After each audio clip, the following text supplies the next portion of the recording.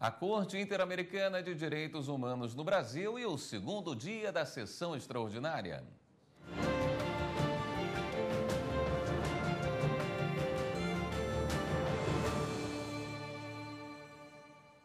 Hoje foi o segundo dia de julgamento do caso dos desaparecidos na tomada e retomada do Palácio da Justiça da Colômbia em 1985 pela Corte Interamericana de Direitos Humanos. O repórter Alexandre Matula acompanhou e tem os detalhes. É importante lembrar o que esteve em discussão aqui.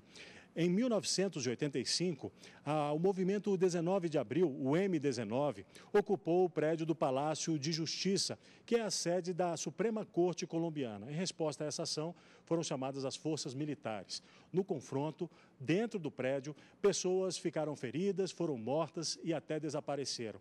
Exatamente isso que esteve em discussão aqui. Peritos foram ouvidos pelos juízes, parentes, representantes dos parentes, representantes do Estado da Colômbia. Tudo isso estará no relatório que será entregue pela Comissão Interamericana de Direitos Humanos à Corte Interamericana de Direitos Humanos, até o dia 15 de dezembro. A Corte terá 6 meses para dar a sentença final.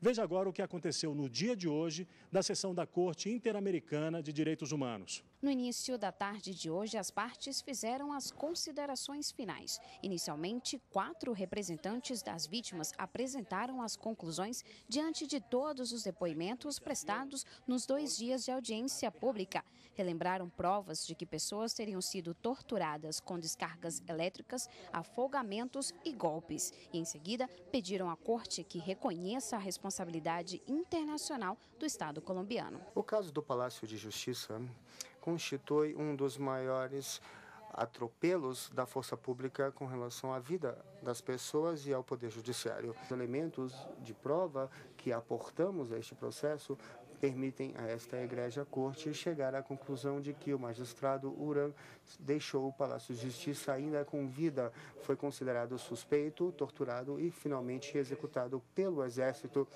pelo qual o Estado colombiano deve ser declarado internacionalmente responsável. O representante do Estado contestou esses posicionamentos, apontou que há provas contraditórias, questionou ainda vídeos e documentos comprobatórios que indicaram que pessoas teriam saído vivas do palácio e depois desapareceram. Neste caso, existem inumeráveis elementos probatórios que levam a uma dúvida sobre a configuração do ilícito internacional de desaparecimento forçado. Chegamos à conclusão de que, salvo o caso da senhora Irma Franco, nenhuma das sentenças proferidas pelo Conselho de Estado sustentam responsabilidade estatal na configuração de um fato ilícito internacional de desaparecimento forçado, senão uma falha no serviço encontrando fundamentos para o desaparecimento, falta de conhecimento do paradeiro das vítimas. Em seguida, cada uma das partes teve direito à réplica e tréplica.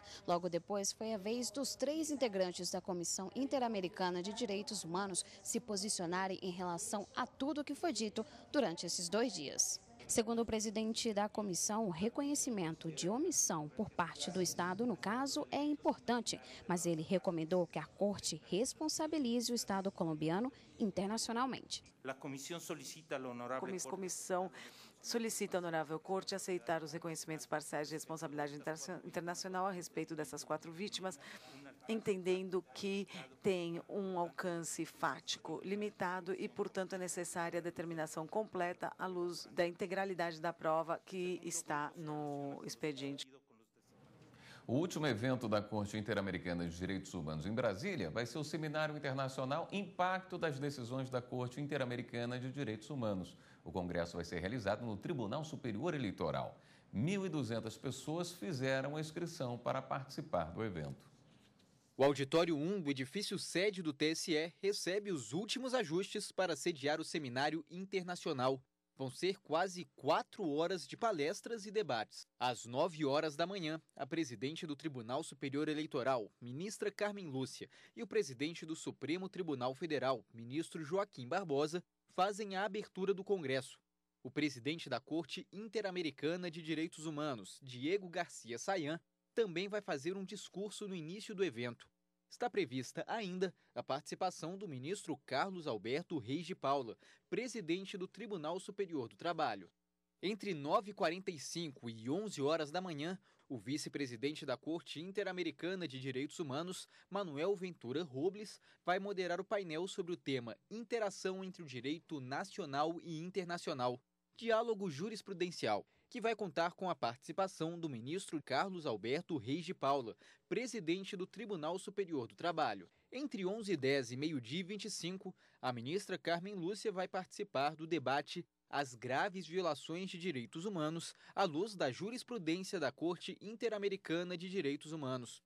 O moderador desta parte do seminário vai ser Eduardo Villagrossi, juiz da Corte Interamericana. De meio-dia e 35 até 1h50 da tarde, o juiz da Corte Interamericana, Roberto Figueiredo Caldas, vai moderar o painel A Jurisprudência em Matéria de Grupos Extremamente Vulneráveis, que vai contar com a participação do ministro Dias Toffoli, do STF e também do TSE. O encerramento do seminário e da agenda da Corte Interamericana de Direitos Humanos em Brasília vai ser feito pela presidente do Tribunal Superior Eleitoral, ministra Carmen Lúcia, e pelo ministro Joaquim Barbosa, presidente do Supremo Tribunal Federal. Os ministros vão fazer um balanço dos trabalhos da Corte no Brasil.